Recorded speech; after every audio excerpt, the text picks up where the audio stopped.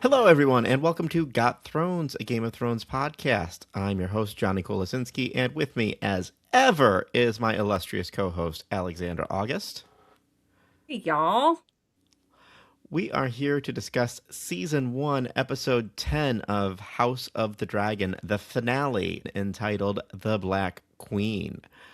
You can find us... Bum, bum, bum, bum. That was a lot more sports night than ominous from me. Oh, I was thinking of the labyrinth, but never mind. I was just going, ba, ba, ba, ba. You can find... Certain death. Never mind. I'm sorry.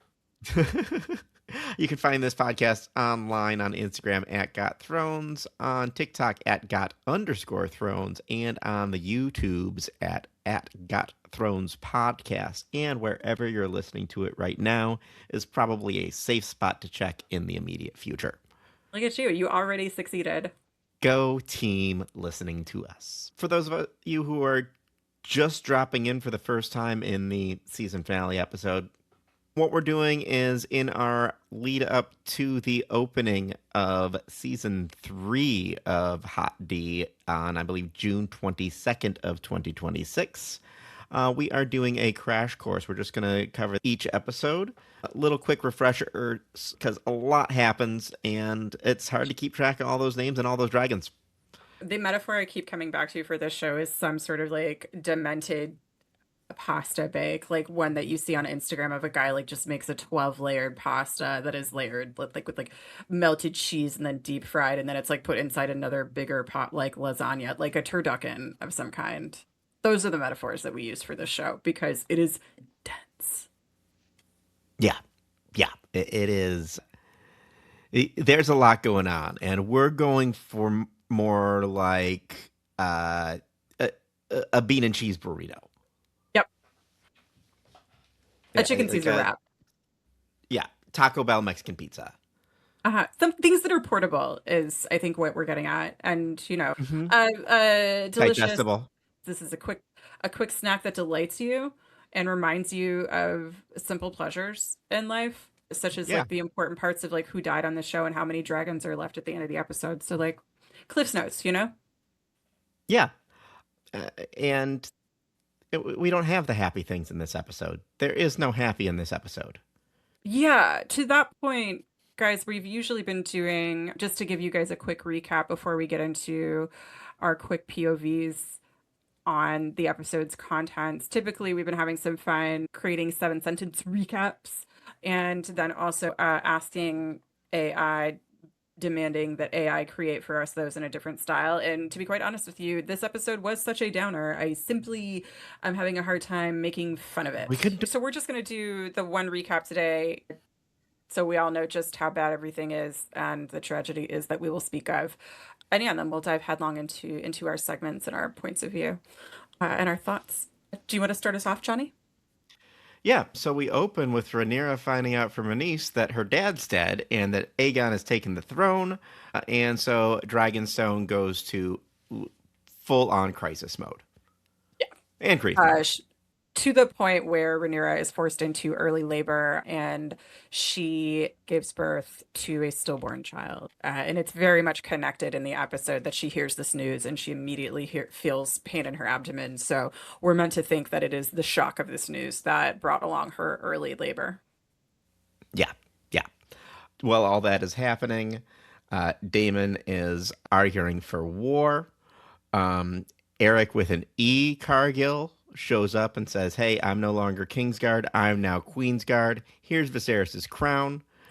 And we end with Rhaenyra being crowned Queen of the Seven Kingdoms. Soon after that, like, I think the same day, Otto Hightower brings Aegon's peace terms. The tensions rise when Daemon rejects the compromise, and kind of so does Rhaenyra. Rhaenyra is a little less spicy about it, but she doesn't agree on the spot, and Daemon is kind of like, why are we even thinking about accepting these terms? And she's like, I have bigger priorities. We have to unite the realm Yeah. because there's a bigger enemy. And Daemon realizes that Viserys has chosen to share this incredible knowledge with his daughter and not his brother. So he chokes out his wife in a really one of Mm-hmm. his top moments and has a really hard time sitting on his hands as Rhaenyra needs him to. Sorry, that was just one sentence. Otto Hightower brings Aegon's peace terms, but tensions rise when Daemon rejects both compromise and Viserys' prophecy-driven warning about a greater threat. Yeah. Corlys back almost on his feet, and Rhaenys commit the Valyrian fleet and their dragons to Rhaenyra's cause, and Rhaenyra sends Jace and Luke to win support from the powerful houses of Westeros. At Storm's End, Luke finds that Aemond has already secured Boros Baratheon's favor, and Boros dismisses Rhaenyra's appeal. When Aemond chases Luke into a violent storm, the princes lose control of their dragons, and Vhagar kills both Luke and Arax, leaving Aemond horrified. Also us. Um, Not a smile was had. No, like not from the beginning. Like even Luke at the beginning is like, yo, so Corlys is dead, right? So that means I don't want to do this. Like I Yeah. really don't want to do this, He has, Mom. And she's like, no, you do. And he's like, no, no, no, I don't. he has full on Jon Snow. I don't want it. Oh man. And he can't even go to the wall. Like, No. No, nope. he can't. Right. So okay, so despite this episode being a real downer from literal start to finish, there were some really beautifully executed moments here and some really memorable moments. And so like what tops your list of those from this episode? Um, Calling him top three is I'm gonna go from a dramatic perspective and not from a oh man, I loved this Right, perspective. yeah. Yeah. Um, and one that really stuck out to me was the scene between Damon and Rhaenyra when Damon finds out about the Song of Ice and Fire and is taken aback not only by the fact that Rhaenyra is looking to compromise because of this, but also the fact that, okay, I was never truly considered as Viserys's heir because I never heard about this, and you heard about it when you were like 16. Yeah. Yeah, And because I it's think Millie Alcock heard about it, right? yeah. Yeah. Yeah. Just the fact that it was a full on full on panic.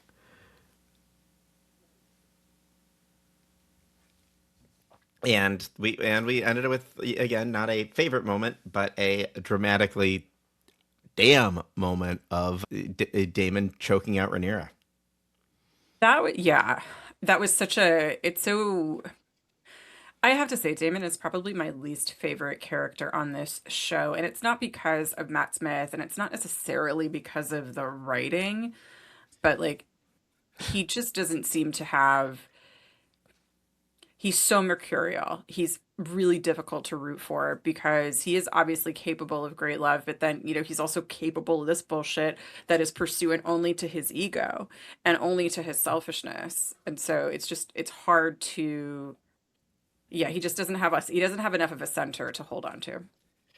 Yeah, I feel like they want the audience to look at him as a very troubled hero. Hmm. As far as the fact that the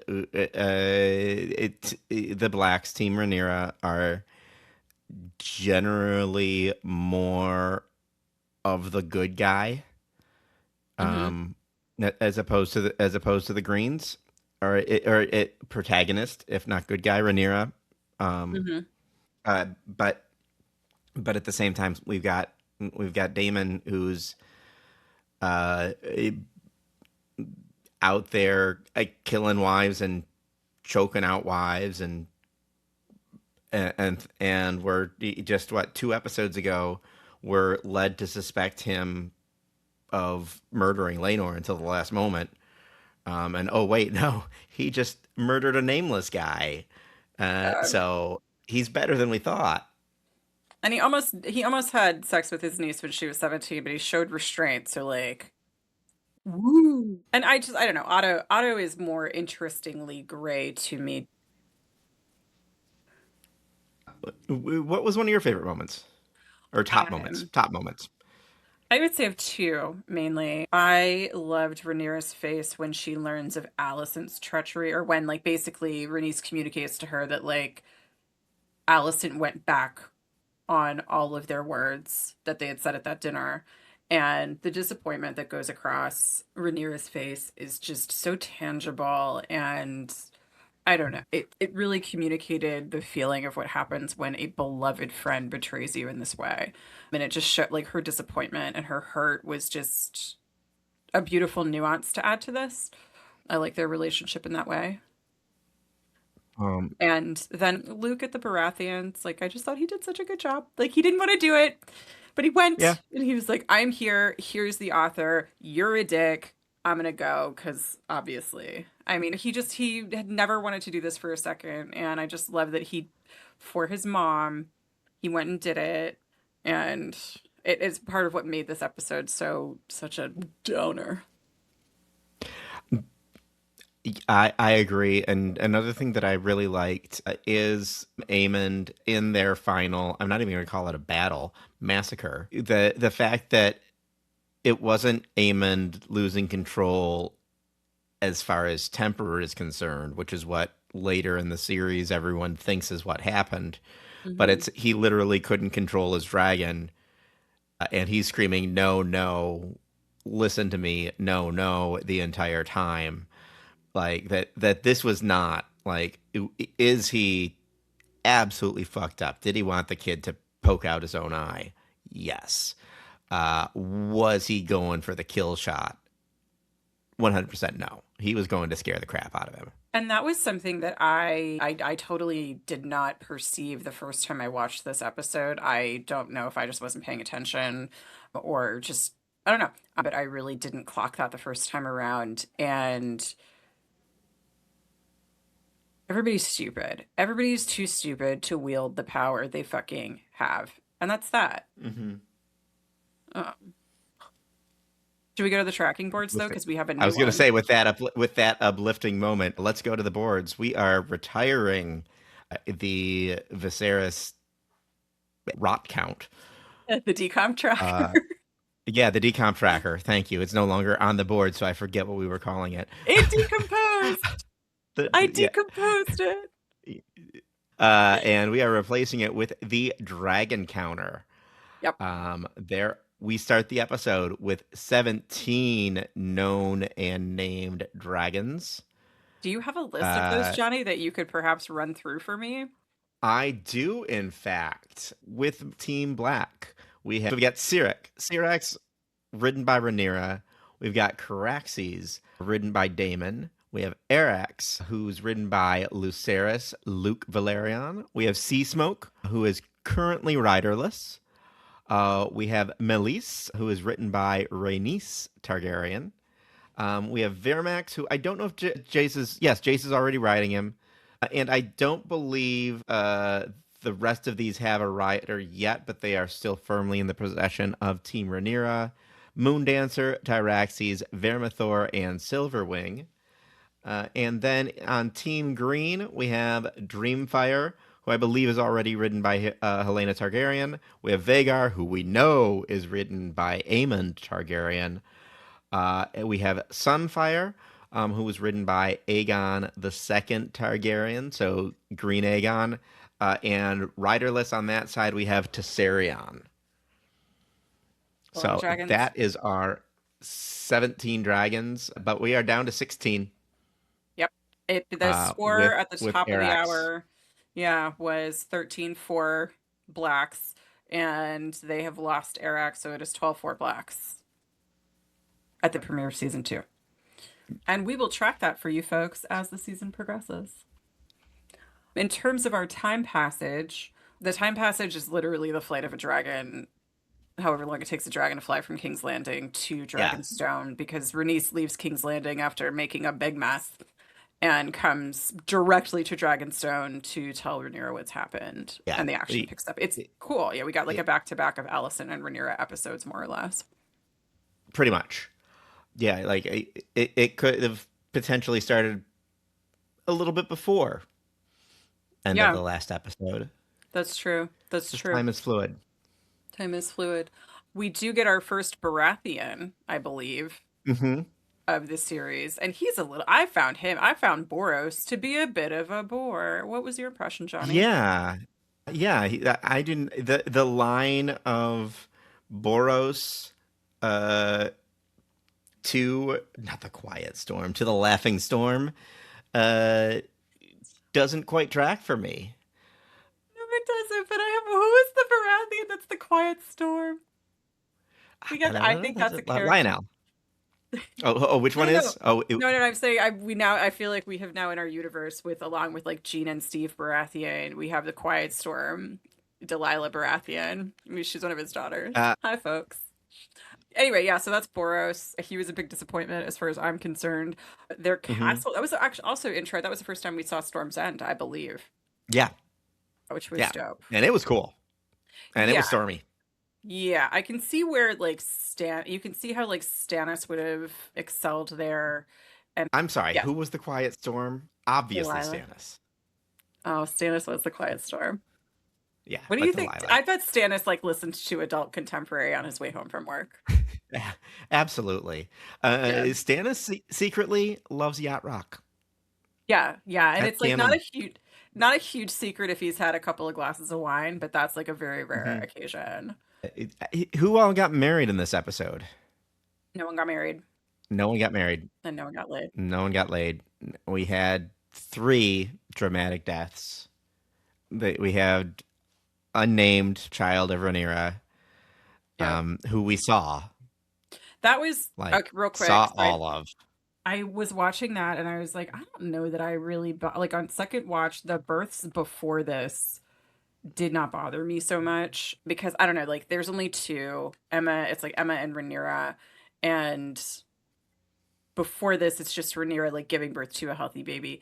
This was graphic to the point of I was like angry with someone and I don't know that you can well I don't it felt like the fact that she went into premature labor and then gave birth to a stillborn child that felt not backed in science or I don't know, felt a little bit like a male interpretation of like what is the worst possible birth situation that you could have. And I don't know, it felt gratuitous. I'm I don't disagree with you, and I think that showing the child itself felt like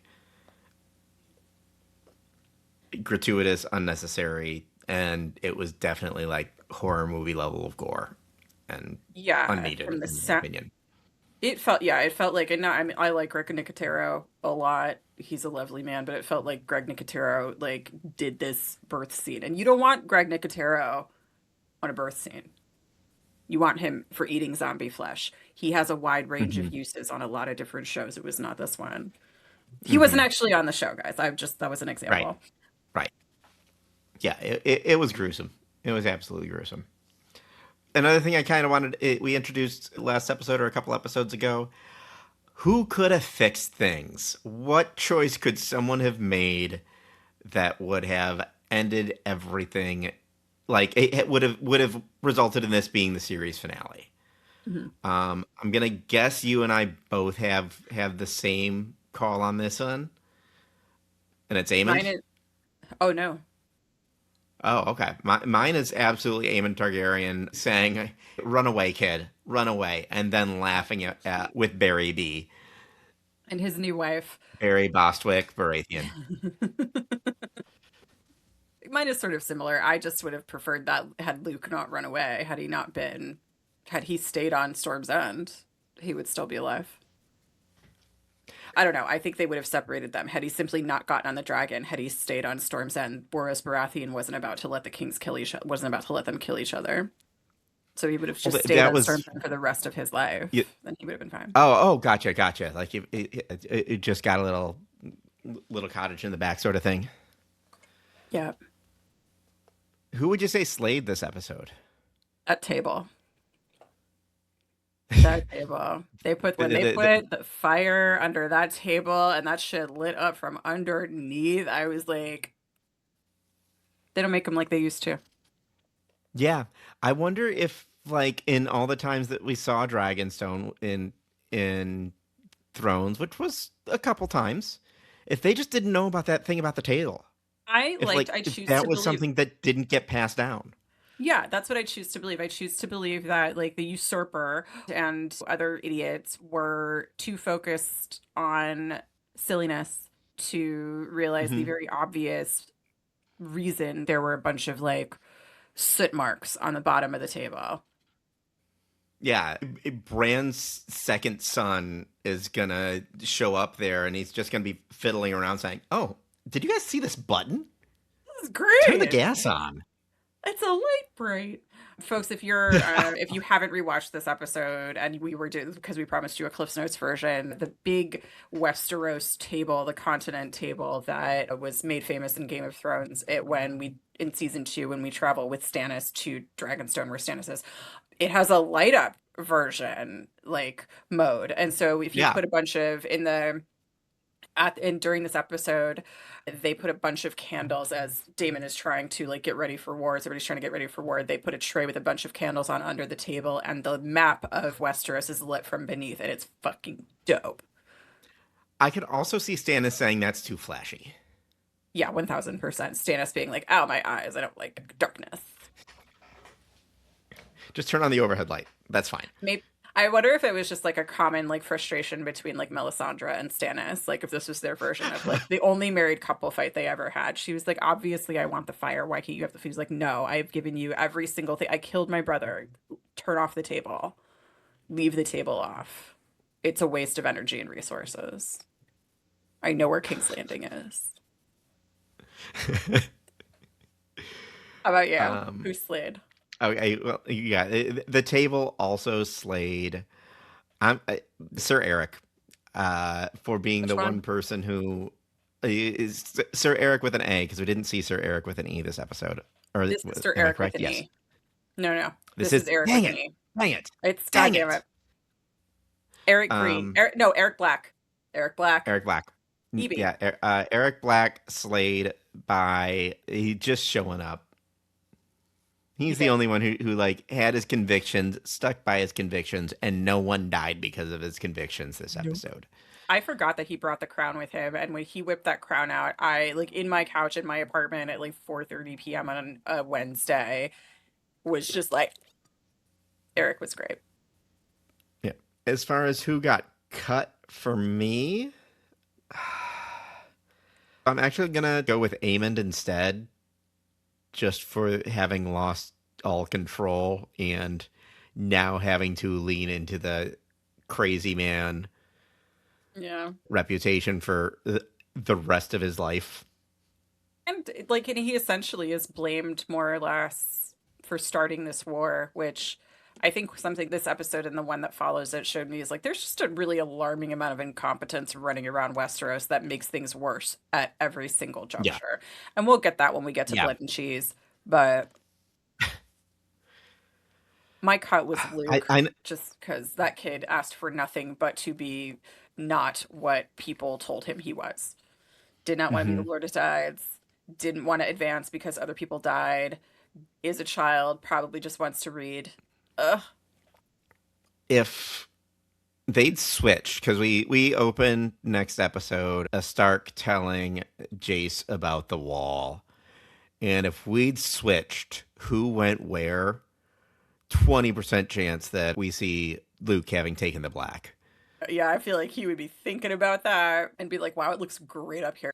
You guys just hang out on the wall. That's your whole life. And if somebody else dies, like you don't get a new job. This is great. You just say, that sucks. I'm going to bury him now That's it. and not worry about him coming back to life for at least another 400 years. I would bet you dollars to donuts. That's similar in the weight of our knight errant from Knight of Seven Kingdoms, Sir Arlen of Pennytree. I would wonder if like the Knights of the Watch are some of the more well-adjusted people in Westeros because they have consistency, they have stability, they have community, they can, if they want relationships, they get to go down to Molestown. So like they have what they need, except maybe the will to leave or the freedom to leave if Hmm. they want to. But I I don't know. I'm gonna think about that if I ever go to Westeros. Yeah. Uh, Is this an episode that has the most valuable parent? I don't know, man. I was gonna give it to Rhaenys just because by default, but we could say that I could 86 this category for this week. Yeah. It feels I mean mean, to Rhaenyra to be didn't to do award. anything bad. She didn't do anything except like what was asked of her, like what Yeah. she was done. Yeah. Yeah, I'm going to say that this category is officially undeclared for season 1, episode 10. So mark it down, folks. Mark it down. In terms of Queen of Love and Beauty, though, that was Rhaenyra because I loved her coronation. It felt very Hmm. Elizabethan. And she really like I loved that in that kind of whole shebang you get Rhaenys despite Laenor's death, which Corlys throws in her face. Rhaenys has faith in Rhaenyra because she sees that Rhaenyra isn't popping off emotionally, at least right now. Which and that was meaningful, and I thought it was nice to show that Rhaenyra rises to the occasion and she is not swept up by this power, that she does hold the duty that her father imparted to her quite sacredly and is going to perform that to the best of her ability. Unfortunately, she's also human and humans suck. So the best of our ability is kind of a low bar. Yeah. Yeah.